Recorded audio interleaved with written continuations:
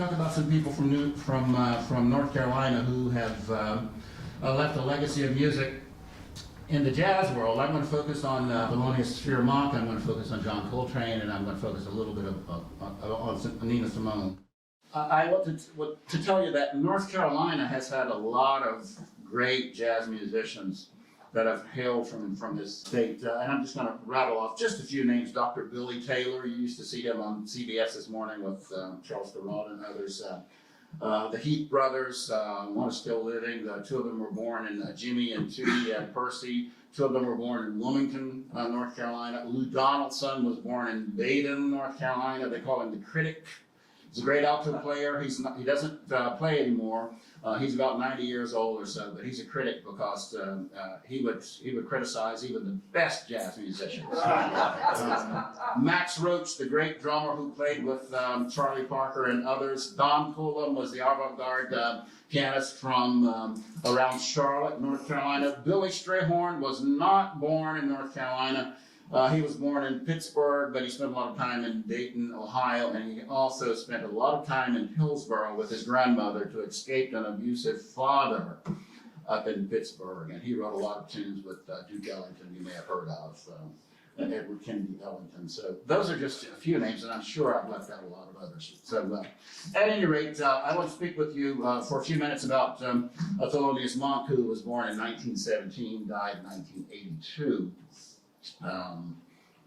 He retired from being a performer. These guys and girls don't retire because they don't have 401ks. They don't have retirement plans. So they work until the last moment.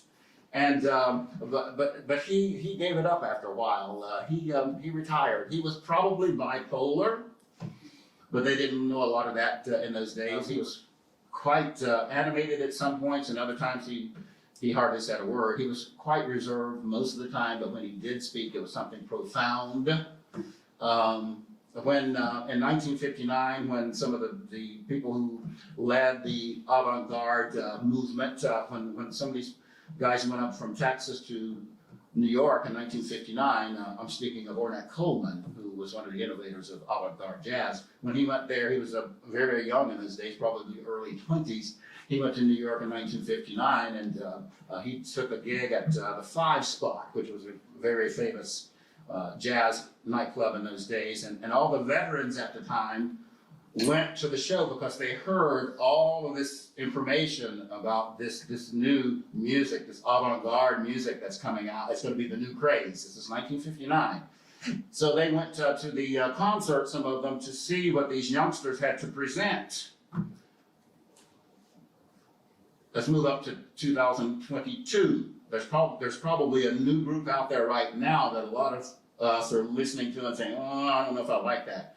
But in 10 or 15 years, we'll be talking about them in the music history books. But at any rate, Thelonious Monk was one of the people who went to see this young group, and Miles Davis went to see the young group, and some other people went to see this group. Dizzy Gillespie went, this great trumpet player from.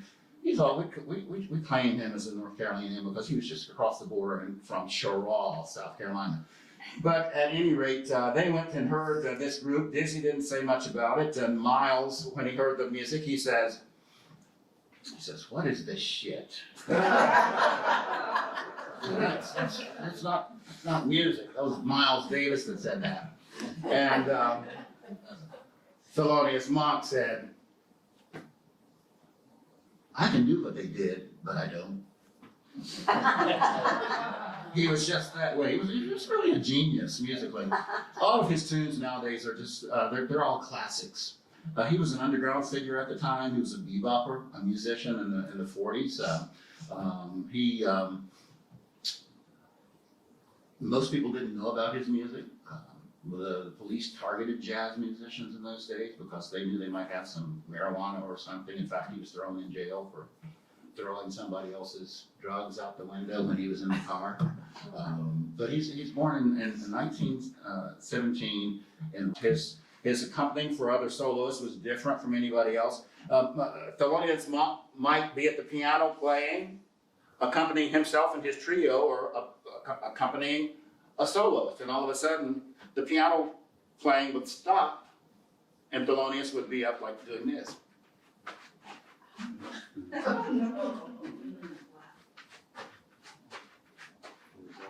Let's play one of his tunes. This first one is Round Midnight. That's probably his most known tune, Round Midnight. That's Charlie Rouse on the tenor saxophone. Charlie came to Charlotte once. Okay, let's listen to this. He influenced a lot of people. Let's listen to one of the earlier recordings of his.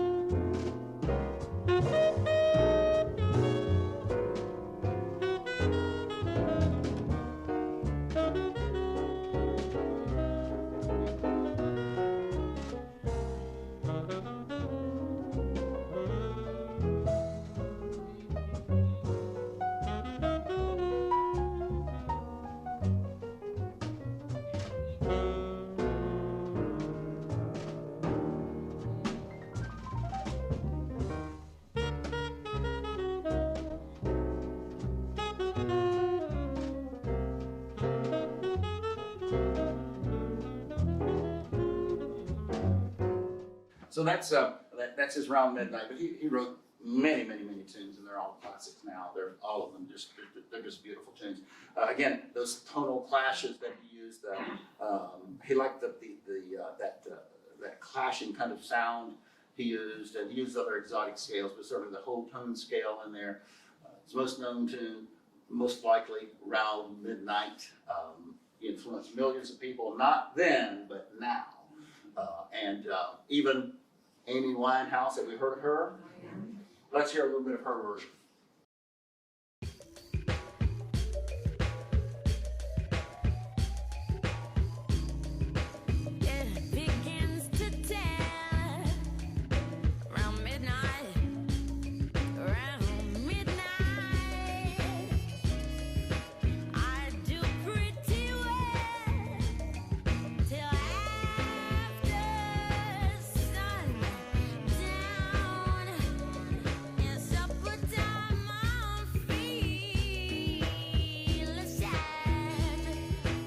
Stopped playing after a while. He just became a recluse, and he stayed at the woman's house. Her name was Panonica de Cornix-Water. She was from a European aristocracy. She was one of the Rothschilds.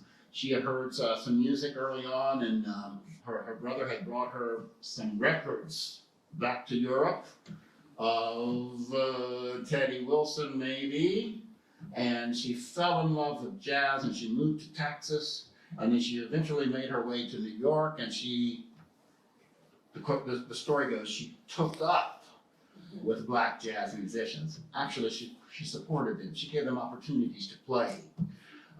She had the resources. So, but Charlie Parker died at her house. On the way to do a gig in Boston, he died at her house. So she had a bad reputation. Charlie Parker passed away on Saturday night, I think it was, and on Tuesday morning, the headlines in New York was, Charlie Parker dies at the Baroness's home, blah, blah, blah, blah, blah, and it kind of tainted her career for the rest of her days. But she was just she barely knew Charlie Parker. She barely knew him, but he just happened to show up at her doorstep sick. She nursed him for the 48 hours or so. She called her doctor in to help him, but when he passed away, they said, "Oh, this black bebop player dies at this white woman's house." Oh, no, there you go. We always knew it, but that was not the case. Monk's wife, Nellie, and Panonica got together. They decided the best thing for Thelonious is to stay at her house where she can provide him with a lot of things. So he lived at her house near the end of his career. There was a big band in New York City that knew he stayed there. So they took the big band over and they perched themselves under his windowsill, the big band, and they played a bunch of his tunes. They were hoping he would at least open the curtain and say, "I hear you out there." No response whatsoever. So he died in 1982. That's Thelonious Monk. Okay, I want to move on to quickly to John Coltrane. What can I say? I'll back up for just a second and tell you that if you ask any jazz aficionado, any jazz historian, anybody who listens to jazz, who are probably the top 3 jazz pianists in the world that ever came down the pike, Thelonious Monk would be one of those. He would be one of those names. Same thing with the saxophone. If you ask anybody that knows anything about jazz, has listened to any fair amount of jazz, who are the top 3 saxophonists ever in the world, somebody's probably going to say Charlie Parker, and somebody they're going to say John Coltrane. I don't know who the third one would be. Todd Wright. Oh, I don't know. I appreciate that, but I like to be totally truthful, no offense. But I will tell you that I am the best alto saxophonist, honest to God. I'm the best alto saxophonist that ever lived at Tweetsie Railroad. And as far as I know, that's true. Okay, so after Charlie Parker, this guy's probably the most influential saxophonist. He was born in Hamlet, North Carolina in 1926. His folks made their way to High Point, and he grew up in High Point just off Main Street. I understand there's a little plaque or something on the house that he grew up in.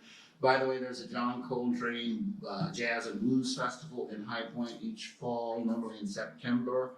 I think they missed maybe 1 or 2 of those, and they may have had it again last year, but I have not made it down for that, but I do need to go. But he grew up in High Point, very, very spiritually connected. His grandfather was a preacher. That never left John Coltrane. He strayed, but he always had that core, that spiritual, that religious core in there. He never lost that sense about him. So he grew up in High Point and then finally made his way to Philadelphia. And then from there, he wound up in the Navy, and he started out actually as an alto saxophonist, I think, and then gravitated over to the tenor. But wow, what a force to be reckoned with. His son now is Robbie Coltrane, who plays beautiful tenor saxophone. When Robbie came on the scene some decades ago, we were thinking, oh man, those are tall shoes to fill and to try to fill and live up to. But Robbie plays beautifully well, so check him out if you can. Robbie Coltrane. John was also married to Alice Coltrane, the avant-garde pianist some of you may have heard of, and others. So he died in 1967 prematurely of either heart disease or cirrhosis of the liver, or one of the 2. But again, it's the most influential saxophonist after Charlie Parker. He wanted his music to reach the world. Thelonious Monk was probably not thinking in that way, but John Coltrane wanted to reach as many people through his music as he possibly could. Before I forget it, I'm going to just give you a couple of quotes that Train said. He was always thinking about humanism. He was thinking about music. Yes, he practiced 10 or 12 hours a day between sets. In New York in those days, they would have like 5 sets a night. Now they have 2. So in between sets, you might do a set at 8 o'clock, and then between that first set and the second set, he would be back backstage at the village Vanguard in the kitchen, practicing until we could go out and play a second set. I was just there last week with some of my students at the village Vanguard, and I was taking pictures of the back area where a train probably stood. You're thinking about reverence. Every time I go down that set of stairs, I think about the people who went into the village Vanguard and played Miles Davis and all those people, just name after name after name after name. But at any rate, he wanted his music to reach a wider audience, certainly to reach the world. And here are a few quotes. By the way, John Coltrane, Train they called him. He said, I want to be the force which is truly for good. I want to be the force which is truly for good. I believe that men are here to grow themselves in the best way that they can be.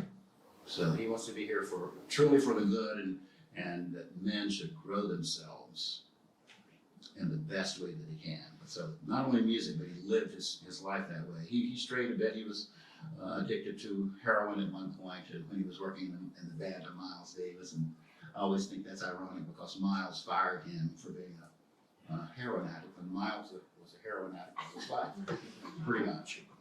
So that's one quote. And another one, this is even more profound, I think. Train said, when you begin to see the possibilities of music, you desire to do something good to help humanity free itself from its hang-ups.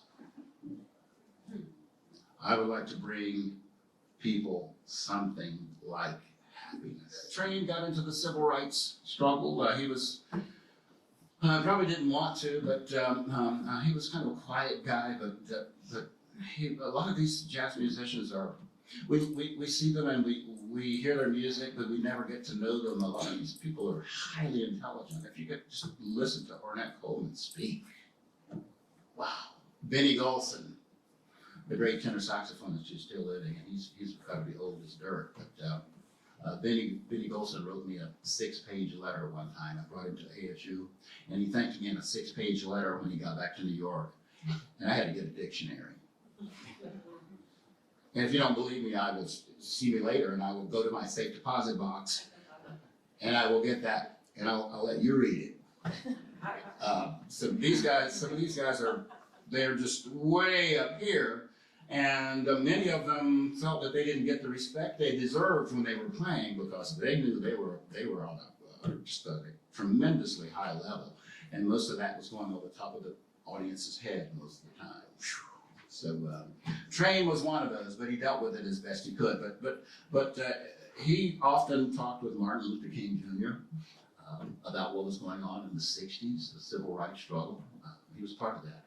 I've got several things that I want you to hear bits and pieces of. But most of us, we recognize John Coltrane in his avant-garde period where he was really playing some far-out stuff. But he played in various different ways. He played the straight-ahead jazz, he played in the Navy band, he played in rhythm and blues bands, he played in strip clubs in New York City where the women were out there and he was up on the bar playing.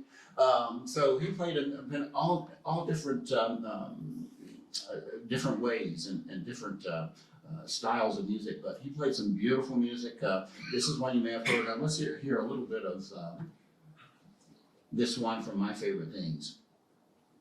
This is what we call modal jazz. Modal, M-O-D-A-L. There's one chord change. I think that's an E. Who has perfect pitch?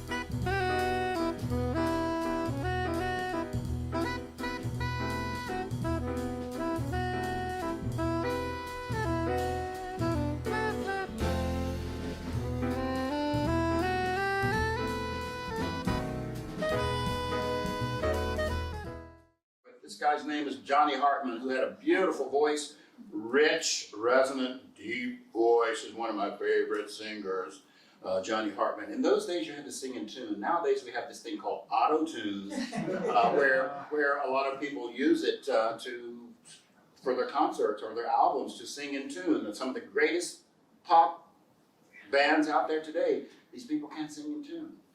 Whoa. So they use this technique to tune themselves up. Others that can't sing in tune, they like that technique, so they use it to take the voices out of tune.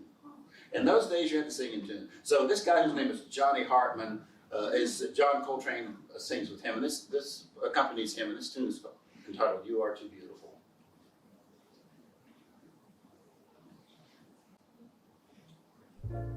Clint Eastwood loves this guy.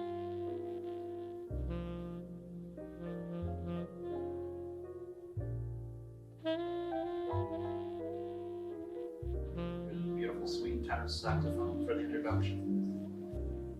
You are too beautiful, my dear, to be true, and I am a fool for beauty. Fooled by a feeling that because I had found you, I could have bound you too. You are too beautiful for one man alone, for one lucky fool to be with. When there are other men with eyes of their own. This one will drive you crazy. I love to play this for my students. This is his album, Interstellar Space, and it's just saxophone and drums.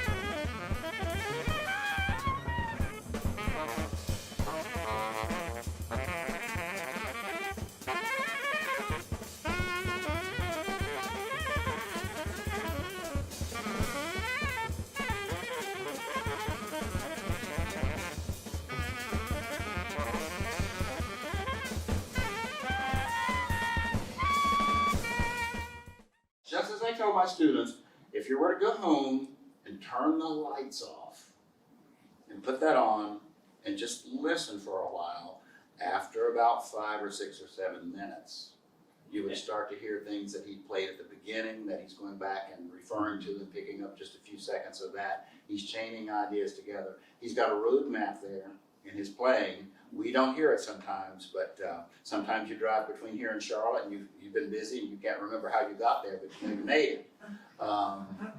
That's what's going on in the music. Remember, these guys are playing at such an extreme high level. They played Satin Doll many times. They don't want to play that anymore. They're searching, stretching the boundaries of the music, and that's exactly what he was doing there. So, yeah, it sounds like a total chaos to us, but if you go and spend some time with it, after a while, it would draw you in. I tell my students, it's just like that first beer you had. You didn't like it, but you kept at it until you kept at it, and you kept at it until you finally cultivated a taste for it. Jazz is the same way, even hardcore jazz like that avant-garde. This is about the best beer you can listen to.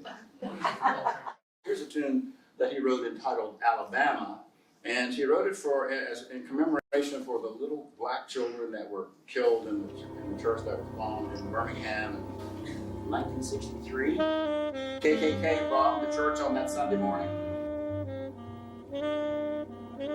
The story goes he listened to Martin Luther King's eulogy, and he eulogized those people. He got his idea for this tune from the cadence in Dr. Martin Luther King's voice, but we don't know how true that is.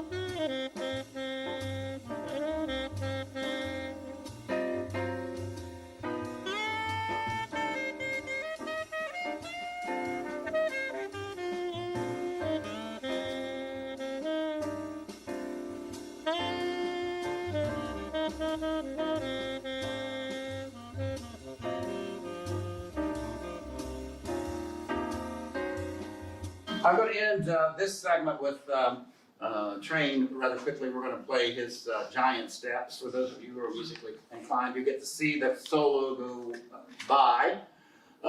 It's one of the most challenging tunes ever written, supposedly in the jazz world. The melody's very, very easy, but the solos, to be able to solo, it's very, very, it takes a lot of technical prowess, and you have to have practiced a lot to be able to play it. You can see the solo go by. It reminds me of being on a roller coaster.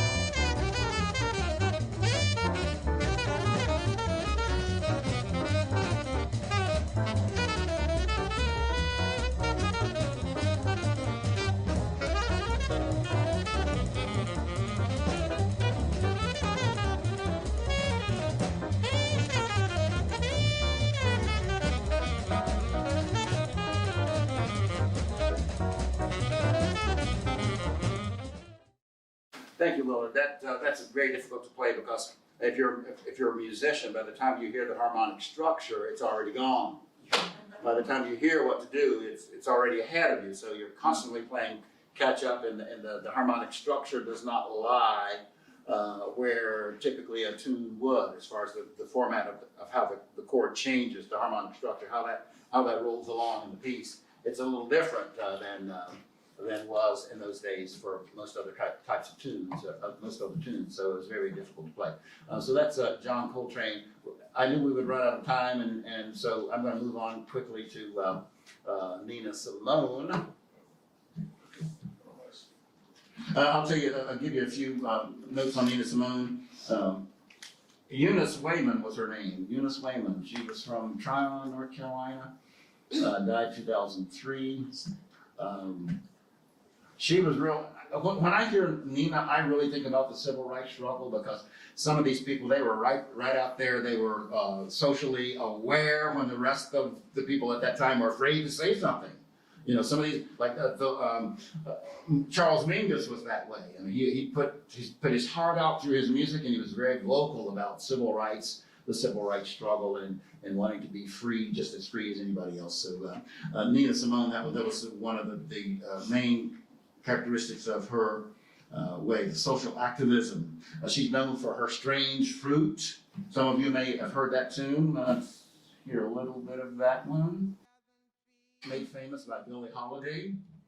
In the days when Billie Holiday actually sang it, the musicians around her thought she would actually get killed, and she went on national television and sang that tune. Talking about strange fruit hanging from trees. And blood at the roots.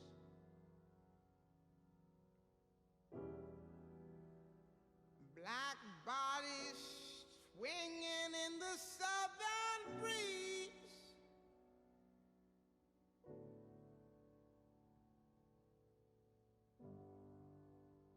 Strange fruit hanging from the poplar trees.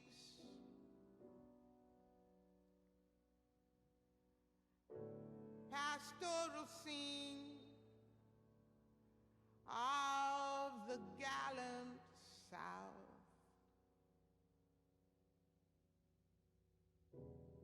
Them big bulging eyes and the twisted mouth.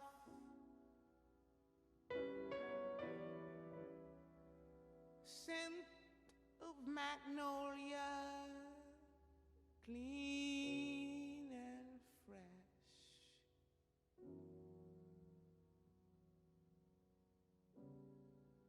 Then the sudden smell. That's about enough of that. If you want to hear the whole thing, if you've never heard that, you certainly go online and hear that.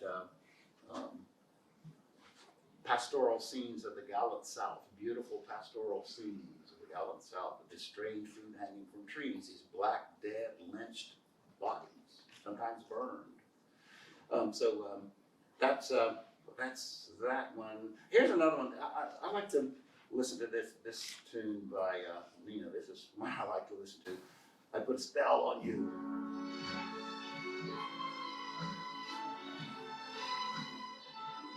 She died in France.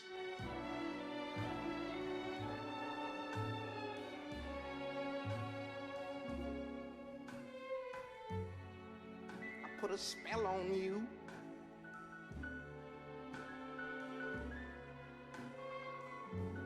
Cause you're mine.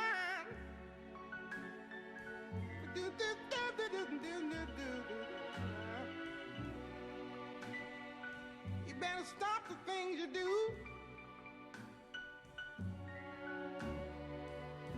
I ain't lying.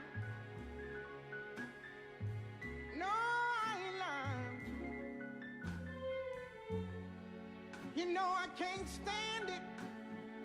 You're running around. You know better, Daddy. I can't stand it cause you put me down. Yeah. I put a spell on you. Because you're mine. You're mine. This one was, I want to tie this in quickly to Dr. Billy Taylor, who was from Greenville, South Carolina. He wrote this to me. I wish I knew how it would be to be free, how it would feel to be free.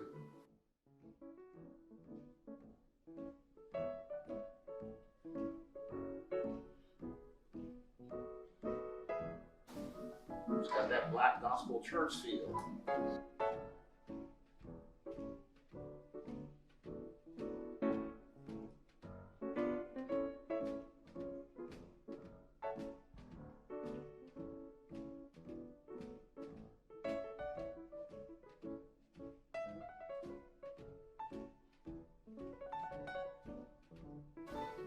my mother was a preacher, and so was my father. She's not singing yet, so I'm talking. When I learned to play the saxophone, I'd go home and I'd start doing this. And my mother would say, boy, don't you do that in my house because that's sinful. But she did this.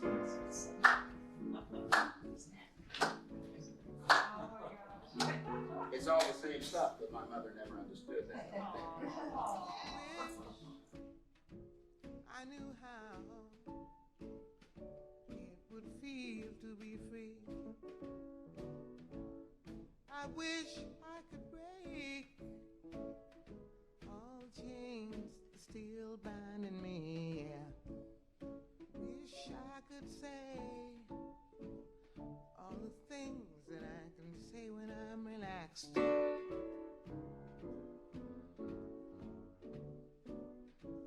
I'd be starting anew.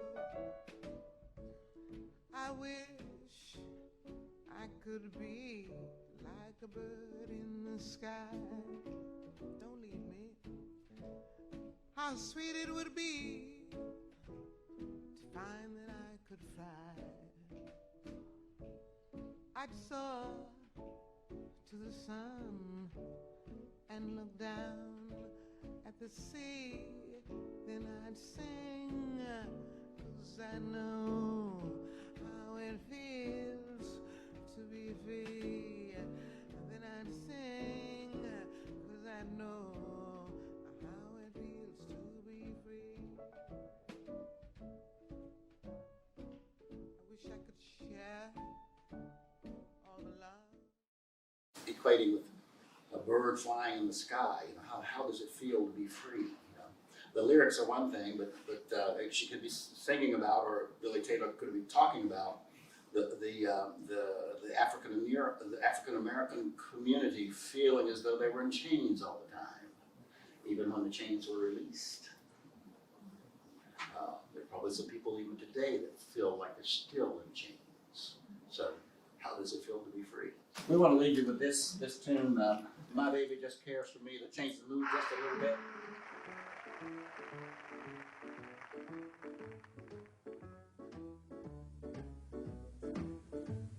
My baby don't care for shows. My baby don't care for clothes. My baby just cares for me. My baby don't care for cars and races. My baby don't care for high tone places. Liz Taylor is not a star, and even Lana Turner's smile, something he can't see. My baby don't care who knows. My baby just cares for me.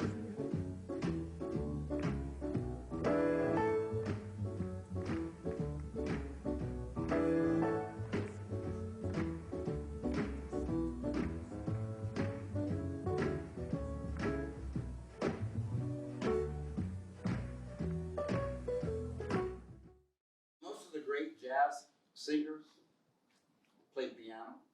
That's something I've noticed. Most of the really, really fine jazz singers played piano. Mel Torme, a lot of the albums that you hear, you know who Mel Torme was? Yes.